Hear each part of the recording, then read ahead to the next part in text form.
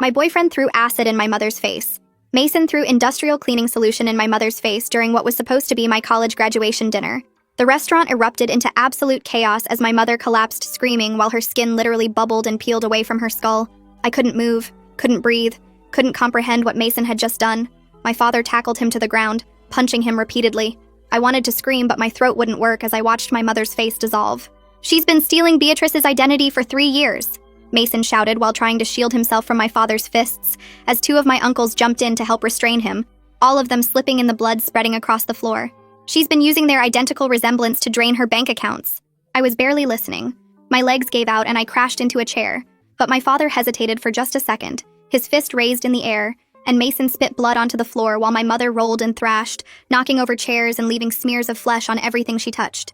"I have video of her at 5 different banks," he yelled over my mother's inhuman screaming, holding the screen up while my uncle twisted his arm. "I noticed discrepancies in Beatrice's accounts when we were apartment hunting and installed tracking software, and I've caught her mother stealing $40,000. My mother writhed on the floor and tried to speak, but only managed to spray blood across the white tablecloth, while her face continued to dissolve. And even through the destroyed flesh, I could see something in that look that made my stomach drop because it wasn't denial. It was rage at being caught. "Those accounts are family money!" She finally shrieked through her melted mouth, the words barely human. "Mom?" I whispered, but I couldn't hear my own voice over the chaos of people screaming and crying and calling 911, while my mother's face kept bubbling and peeling like plastic in a fire. My father grabbed the phone from Mason with hands covered in my mother's blood and skin, staring at the screen where my mother was clearly at an ATM wearing my clothes, and his face went white. "Linda, you've been stealing from our daughter?" he asked while she convulsed on the floor, her screaming never stopping. "She owes me everything."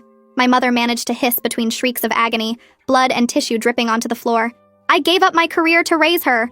The other diners were pressed against the walls filming everything while the manager was vomiting in the corner and servers were sobbing, and I felt like I was drowning because my own mother had been systematically destroying my future while her face was literally falling off in front of me. "You destroyed her face over money?" My father shouted at Mason, releasing him and stumbling backward, slipping in the puddle of blood and chemicals. "Even if she stole from Beatrice, you threw acid at my wife." Mason wiped blood from his broken nose and looked directly at me with an expression that made my blood freeze. "That's not why I had to destroy her face." Everyone went silent except for my mother's whimpering and the sound of her skin sizzling, and I heard myself ask, "What do you mean that's not why?" "I followed her to a P.O. box yesterday," Mason said quietly. "Check her purse." My mother started shrieking even louder and trying to crawl toward her bag, leaving a trail of dissolved flesh, but my father got there first and dumped it onto the floor where a small glass vial rolled out. "That's ricin," Mason said, his voice deadly calm now while chaos continued around us. "She was going to poison Beatrice at the mother-daughter spa trip next week, and then completely take over her life." I vomited onto the white tablecloth. "You were supposed to die quietly," my mother screamed at me through the soup of her face. "After you were gone, I was going to be you, live as you, graduate medical school as you, because we're identical, and nobody would ever know the difference."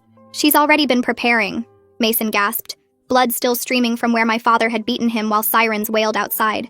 "She's memorized all of Beatrice's friends' names. She's been recording Beatrice's voice to practice matching it.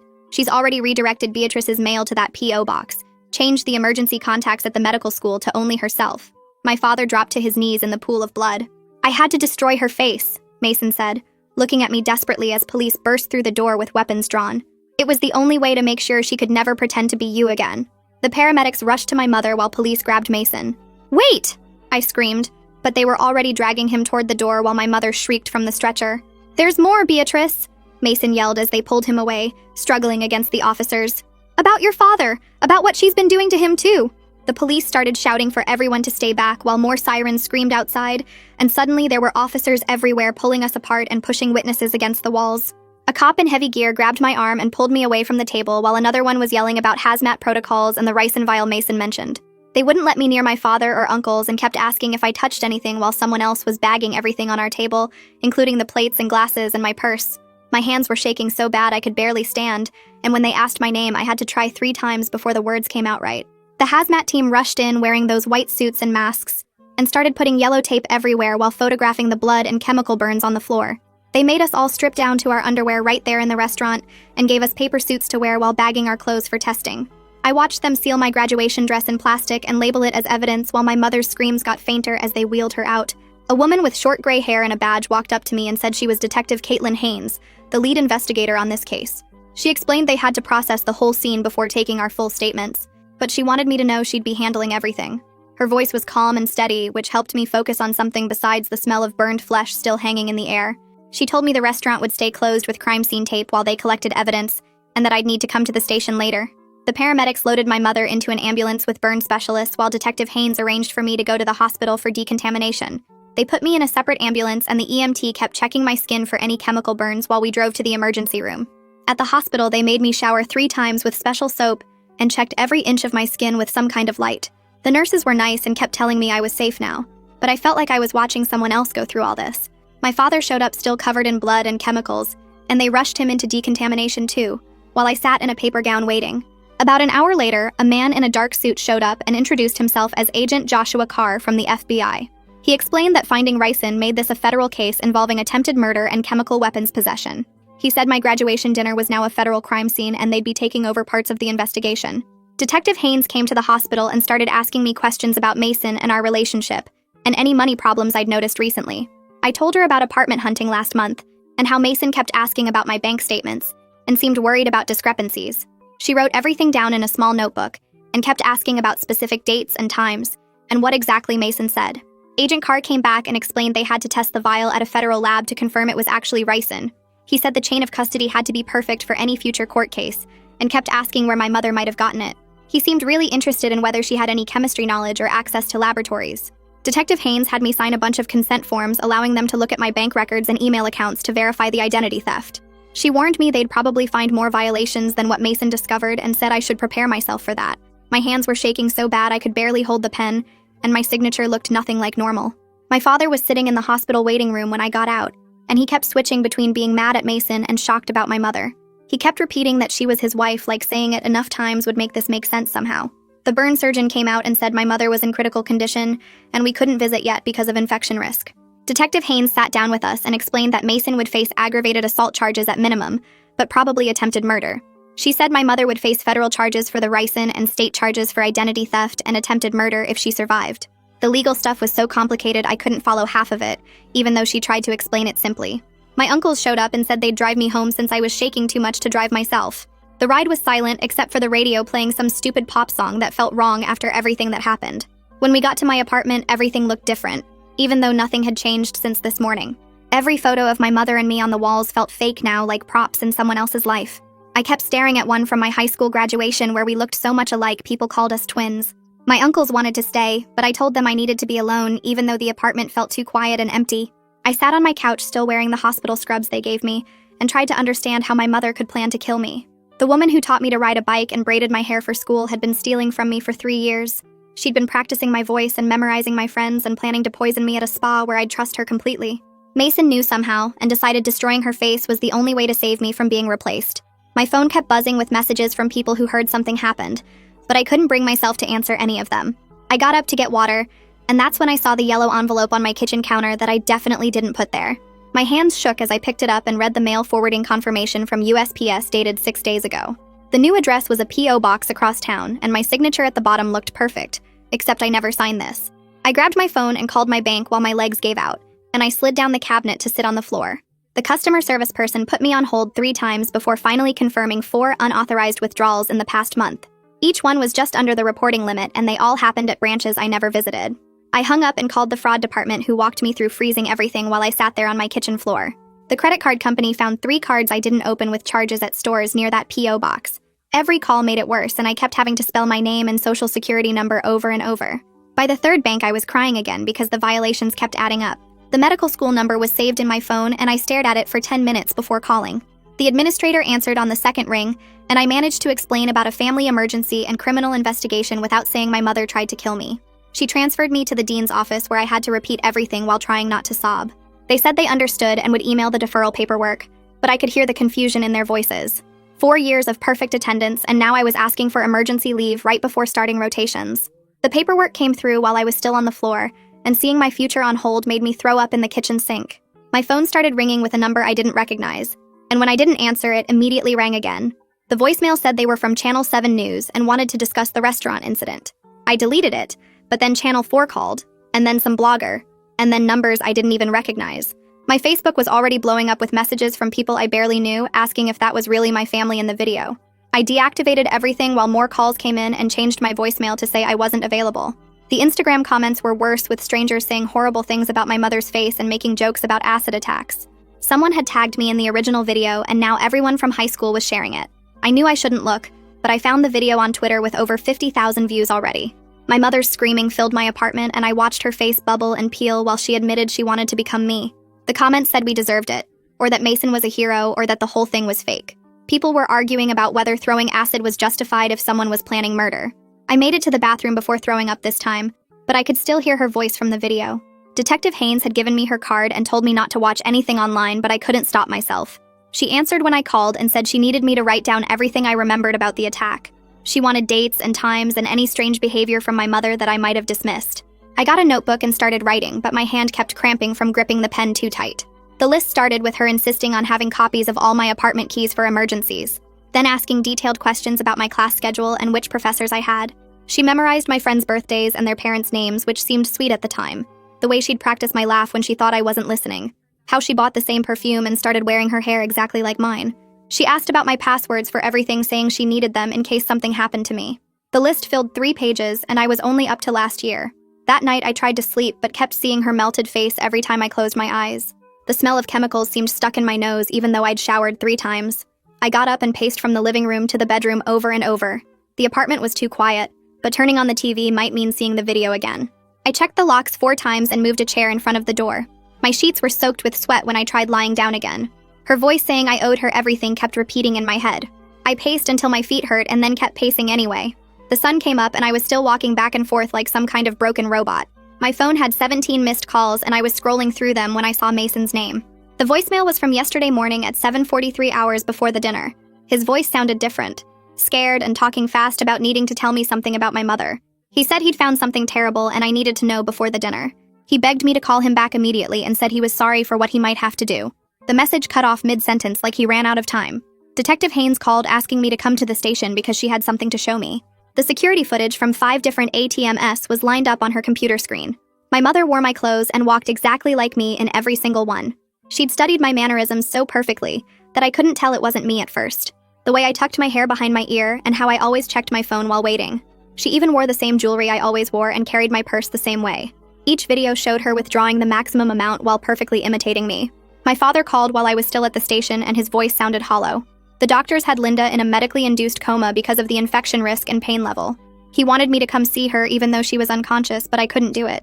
We argued and he said family doesn't abandon family no matter what they did. I hung up on him, which I'd never done before. Agent Carr called an hour later saying the substance was definitely ricin and highly concentrated. He explained she probably extracted it herself from castor beans based on her internet history. The searches went back 4 months with detailed research on extraction methods and lethal doses. She'd ordered the beans online and had them shipped to that P.O. box. The planned murder was absolutely premeditated, and she'd picked the spa because she could control what I ate and drank there. My phone started buzzing with texts from friends who'd seen the news, and they were all remembering weird stuff about my mother that suddenly made sense. Sarah texted about how my mom always insisted on coming to every single doctor appointment I had, even for basic checkups when I was 22 years old. Katie remembered my mother grilling her about my prescriptions when I had strep throat, asking for exact dosages and refill dates. More messages kept coming about how she'd show up at study groups uninvited, taking notes on who my friends were and memorizing their names and details about their lives. The pattern was so obvious now that I couldn't believe I'd missed it for years. Detective Haynes called me back to the station the next morning because they'd found more evidence. The Postal Service had records showing my mother rented that P.O. box 6 months ago, and she'd used my forged signature on all the paperwork. They pulled surveillance footage of her collecting mail there twice a week, always wearing sunglasses and a hat, but clearly her. She'd been getting my bank statements, credit card offers, even my medical school correspondence sent there instead of my apartment. The postal worker remembered her because she always paid in cash and avoided conversation. I spent the next 2 days calling every bank and credit card company I could think of, and each call revealed more fraud. Capital One had a card I never opened with $8,000 in charges. Chase had 2 accounts in my name that were maxed out. Wells Fargo showed cash advances I never took.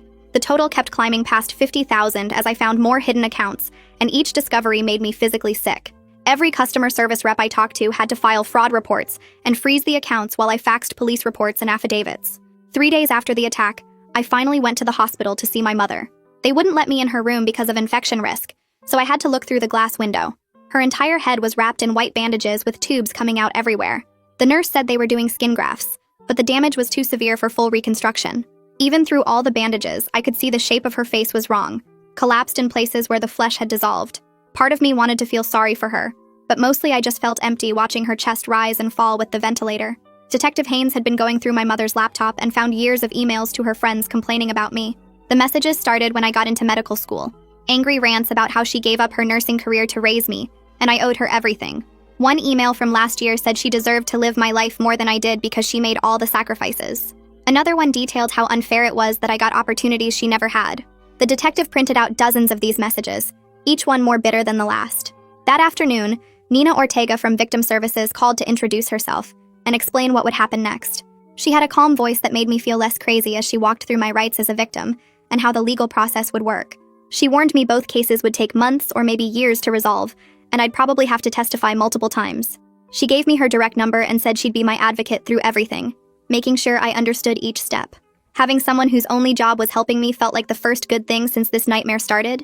The social media situation exploded when someone identified me from the restaurant videos and posted my name online. My Facebook and Instagram were suddenly flooded with friend requests and messages from strangers. Some people called me lucky that Mason saved me. Others said I must have known what my mother was doing. Reporter requests filled my inbox, and people I hadn't talked to since high school were suddenly reaching out for the inside story.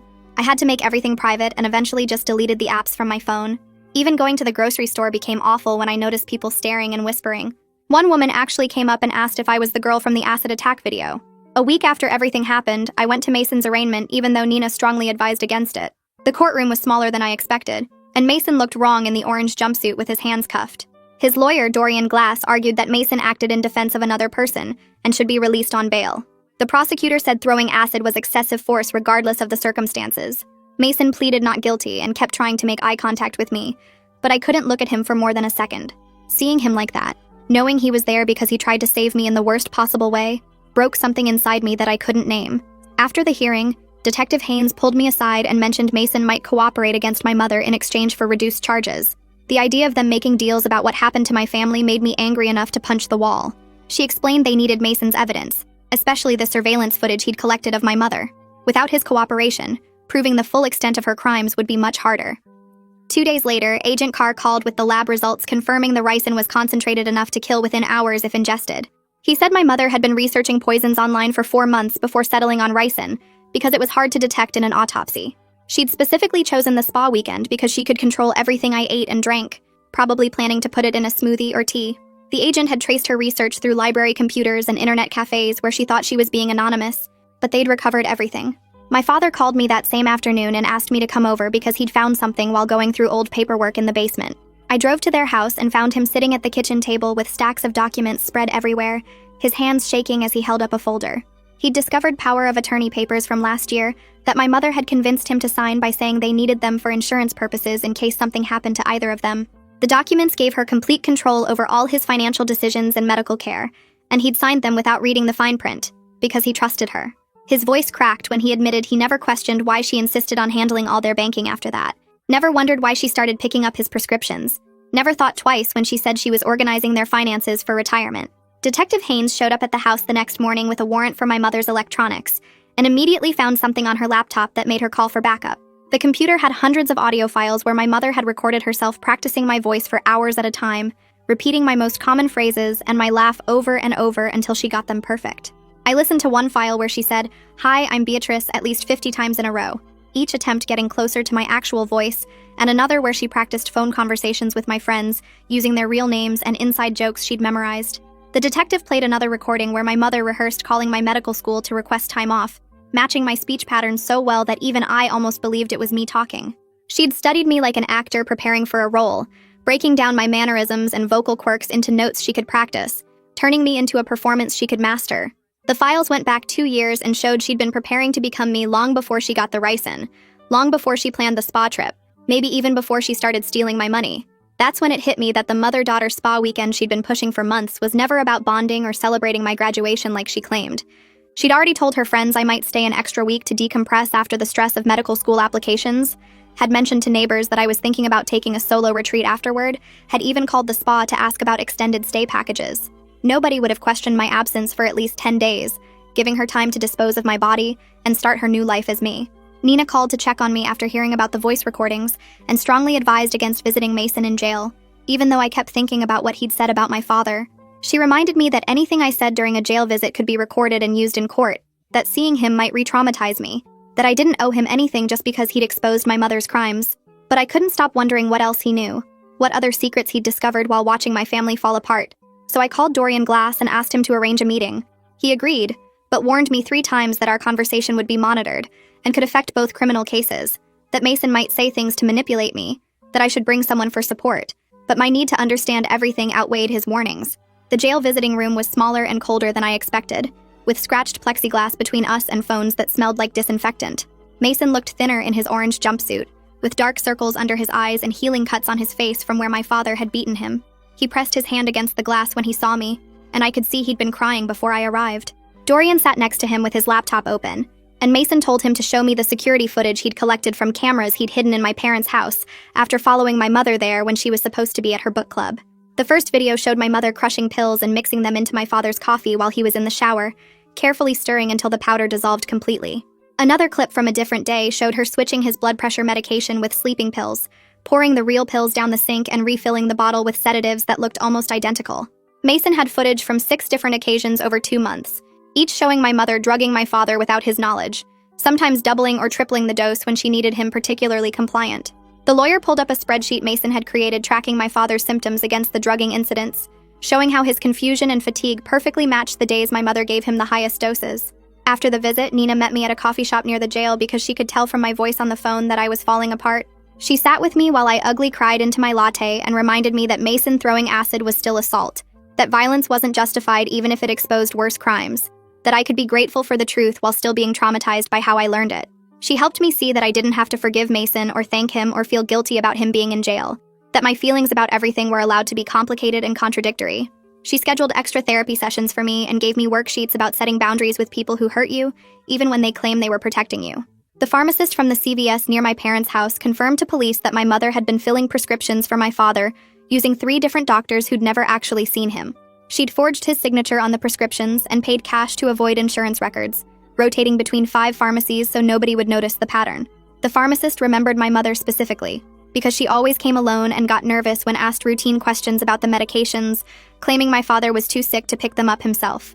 Detective Haynes pulled records going back 18 months showing my mother had filled prescriptions for enough sedatives to keep a horse unconscious, all supposedly for my father's anxiety that he didn't even know he had. The hospital ran comprehensive blood work on my father after learning about the drugging, and found levels of 3 different sedatives that he'd never been prescribed by any legitimate doctor. His actual blood pressure had been dangerously high for months, because he wasn't getting his real medication, and the sedatives had been masking symptoms that could have killed him. The doctors started a careful withdrawal protocol, monitoring him round the clock as they slowly reduced the chemicals my mother had been flooding his system with for over a year. He had seizures on the 3rd day of withdrawal, his body so dependent on the drugs that stopping them too quickly could have been fatal. Police executed a search warrant on my parents' house and found the tracking software Mason had mentioned installed on my father's laptop, phone, and tablet. My mother had been monitoring every email he sent, every website he visited, every call he made, with the data backing up to a cloud account she controlled. The software logged his GPS location every 5 minutes, recorded his passwords as he typed them, even activated his phone's microphone to listen to his conversations when she wasn't home. They found logs showing she'd been tracking him for 3 years, reading his texts to his brother about feeling confused, watching him search for symptoms of early dementia, knowing he was scared about his memory problems that she was causing. In the garage, investigators discovered receipts from 4 different online retailers for castor beans, the plant used to make ricin, ordered over 6 months using prepaid credit cards. She'd bought chemistry equipment, including a coffee grinder, filters, and acetone, everything needed to extract the poison from the beans. They found her handwritten notes on extraction methods copied from chemistry textbooks she'd checked out from 3 different libraries, complete with temperature requirements and safety precautions. In a locked filing cabinet, they discovered she'd been testing the poison on mice she bought from pet stores, keeping detailed notes about dosages and how long each mouse took to die. The preparation had taken months of careful planning, and she'd even researched which autopsy tests might detect ricin, so she could make sure I'd be cremated before anyone suspected murder. The medical school admin office called 3 days later, needing official paperwork from the police about why I couldn't start classes. I sat at my kitchen table trying to write the formal request letter, but my hands kept shaking. The words looked wrong typed out like that, all clean and neat, describing how my mother planned to poison me. Detective Haynes helped me get the right case numbers and signed forms saying I was part of an active investigation. The school approved a full-year deferral after reading the police reports. 2 weeks after the attack, I finally found a therapist who dealt with family trauma cases. Her office had soft chairs and boxes of tissues everywhere. I tried to explain what happened, but mostly just cried for the whole first session. She kept saying things like this went way beyond normal family problems, and I wasn't crazy for feeling destroyed. The therapist gave me homework to write down 3 feelings every day, but I could only write confused over and over. Detective Haynes called me in to review witness statements from the restaurant. My uncles both told police they heard Mason screaming that my mother was going to kill me before he threw the chemicals. 5 other people eating dinner said the same thing in their statements. The detective said this could really help Mason's defense lawyer argue he was trying to protect me. She showed me security footage from outside where you could see Mason pacing back and forth for 20 minutes before coming inside. The prosecutor's office sent a thick envelope with court dates and warnings about what would happen. Nina came to my apartment to help me understand all the legal papers. She explained both defense teams would try to make me look bad on the stand to help their clients. We practiced answering questions without getting emotional, but I kept breaking down when she asked about my mother. Nina said the cross-examination would be way worse than practice, and I needed to prepare myself mentally. 3 weeks after the attack, the hospital called to say my mother was awake. The police had guards outside her room every hour of the day and night. Her lawyer wanted to do the arraignment right there in the burn unit since she couldn't be moved yet. Even with her face wrapped in bandages and facing life in prison, she told the judge I betrayed her by not being grateful for everything she did. The judge set bail at $5 million, which nobody could pay. Federal prosecutor Autumn Fitzpatrick met with the state prosecutors to figure out who would charge what. She took the ricin case since that was federal while the state handled the identity theft and fraud charges. They warned me this meant 2 separate trials that could take years to finish. Autumn seemed really confident about getting a conviction with all the evidence they found. A reporter from some newspaper called my father saying she had information about my mother's past. She claimed there were sealed records from another state about similar problems 20 years ago. My father hung up on her, but we both wondered what else my mother had hidden from us. The woman we thought we knew our whole lives never really existed at all. I went to the hardware store and bought new locks for every door in my apartment. The locksmith found scratches showing someone had copied my keys recently. Probably my mother. I also installed security cameras that sent alerts to my phone whenever someone came near my door. My father moved into my spare bedroom because neither of us felt safe being alone anymore. We jumped at every noise and checked the locks constantly. Mason's lawyer sent over his psychological evaluation for me to read before the hearing. The report said he had impulse control problems from stuff that happened when he was a kid. Dorian Glass wanted to use this to explain why Mason acted so extreme, but said it didn't excuse what he did. Reading about Mason's childhood trauma made him seem more human, but didn't change the fact that he destroyed my mother's face. The prosecutor explained that even with cooperation, Mason would get 5 to 10 years for assault with a chemical weapon. Dorian said this was actually pretty light considering the permanent damage he caused. It felt weird that the person who saved my life would go to prison while also knowing he had to. 3 weeks later, I sat in a small office downtown, while a financial advisor spread papers across his desk showing all the damage my mother had done to my accounts. He pointed at each fraudulent transaction with his pen, explaining how she'd opened credit cards in my name, and maxed them out buying stuff she returned for cash. The total damage came to almost $60,000 when we added everything up, and that didn't count the legal fees that would pile up trying to fix it all. He said identity theft recovery could take years, and warned me to check my credit report every month from now on, because sometimes new accounts showed up months later. My father sat next to me going through his own stack of papers, discovering accounts he never knew existed, and loans taken out using their joint assets as collateral. The advisor kept shaking his head and saying he'd never seen family identity theft this organized before. We spent 4 hours documenting everything for the police and filing disputes with every bank and credit card company. My hands cramped from signing affidavits and fraud reports. The advisor said we needed to freeze our credit immediately and change every password and security question on every account. He gave us a checklist that ran 3 pages long of all the steps to protect ourselves going forward. My father looked older than I'd ever seen him as he realized how much control my mother had taken without him noticing. 3 months after the attack, I walked into the courthouse for my mother's preliminary hearing feeling like I might throw up. The bailiff led her in wearing an orange jumpsuit with her hands and feet shackled, and they had to help her into the wheelchair because she couldn't walk properly yet. Her entire head was wrapped in white bandages with only her eyes and mouth visible through small openings. She turned those eyes on me the second she entered the room and didn't look away once during the entire hearing. The hate coming through those bandages was so strong I could feel it from across the courtroom. The prosecutor laid out the charges while my mother sat perfectly still, except for her hands gripping the wheelchair arms so tight her knuckles went white. When the judge asked how she wanted to plead, she said not guilty in a voice rough from all the surgeries on her throat. Her lawyer argued for reduced bail, but the judge kept it at $5 million after hearing about the ricin and the identity theft. My mother kept staring at me even as they wheeled her back out. That same week, my father went to a different courthouse to file divorce papers and get a restraining order. He showed the judge threatening letters my mother had sent from jail saying she'd destroy him for abandoning her when she needed him most. One letter described in detail how she'd ruin his reputation at work and make sure everyone knew what a coward he was. Another one said I'd poisoned him against her. and that we'd both pay for our betrayal. The judge granted the restraining order immediately and said the divorce would be finalized whether my mother participated or not.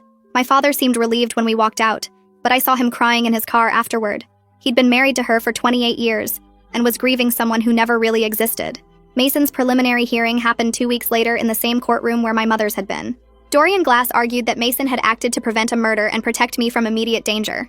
He presented Mason's surveillance footage and bank records as evidence that my mother posed a real threat. The prosecutor countered that vigilante justice couldn't be tolerated regardless of the circumstances. Mason sat quietly through it all, only speaking when the judge asked him directly if he understood the charges. The judge took an hour to decide, but ultimately ruled the case would proceed to trial. Mason nodded like he'd expected this outcome. Dorian told me afterward that they'd keep fighting, but Mason had already accepted he'd serve time. A month later, I had to testify at another hearing for my mother's case about the identity theft and poisoning plot. Her lawyer tried to make me look ungrateful, asking if my mother had paid for my education and supported me through college. He suggested I was exaggerating the threat because I was angry about some stolen money. I kept my voice steady and stuck to facts about the bank footage and the ricin and the forged documents. The prosecutor had warned me this would happen, but it still hurt hearing someone twist everything to make me the villain. My mother watched me the whole time with those eyes burning through the bandage holes. When I finished testifying, the judge said there was enough evidence to proceed to trial on all charges. The burn surgeon met with me and my father to explain my mother's condition and what came next. He showed us charts of the damage to her face, pointing out where the acid had destroyed muscle and nerve tissue that could never fully heal. She'd need at least 30 surgeries over the next 5 years just to rebuild basic facial structure. Her nose was mostly gone and would need complete reconstruction. One ear was so damaged they'd have to build a prosthetic. She'd never look remotely like she used to and would have constant pain from nerve damage for the rest of her life. Part of me felt sick hearing this, but another part thought about her planning to poison me and felt like this was justice. The surgeon said she'd already had 6 surgeries just to prevent infection and stabilize the wounds. 2 weeks before the trial date, Autumn Fitzpatrick called to say my mother had refused the plea deal they'd offered. 15 years with possibility of parole in 10 wasn't good enough for her, because she truly believed a jury would understand why she'd done everything. Autumn sounded confident about getting a conviction anyway given all the evidence, but warned me the trial would be brutal. My mother wanted to testify herself, and would probably try to paint herself as a sacrificing mother who just wanted what was best for her daughter. The delusion ran so deep she couldn't see how crazy that sounded. 4 months after everything started, I went grocery shopping and saw a woman with my mother's exact hair color and build walking toward me down the cereal aisle. My chest got tight and I couldn't breathe, and suddenly I was on the floor with people standing over me asking if I was okay. The manager called an ambulance, but I just needed to get out of there. I left a full cart of groceries and drove home, where I sat in my car for an hour trying to stop shaking. My therapist had taught me breathing exercises for panic attacks, but they barely helped. I didn't go back to that store for weeks. 6 months after the attack, I called my medical school to request another extension, since the trials kept getting delayed. My advisor said they could give me one more 6-month deferral, but after that, I'd have to reapply. All my classmates were graduating without me, starting their residencies while I was stuck in legal hell. Some dreams had to wait, but it still hurt watching everyone else move forward while I stood still.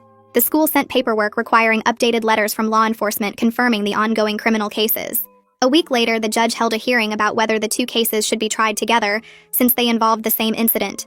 The defense wanted them combined, arguing it would be traumatic making everyone testify twice about the same events. The prosecutors fought against it, saying the cases were too different, and combining them would confuse the jury. After 2 hours of arguments, the judge ruled they'd stay separate. This meant testifying multiple times and the legal process stretching out even longer, but the prosecutors said it gave them better chances of getting convictions in both cases.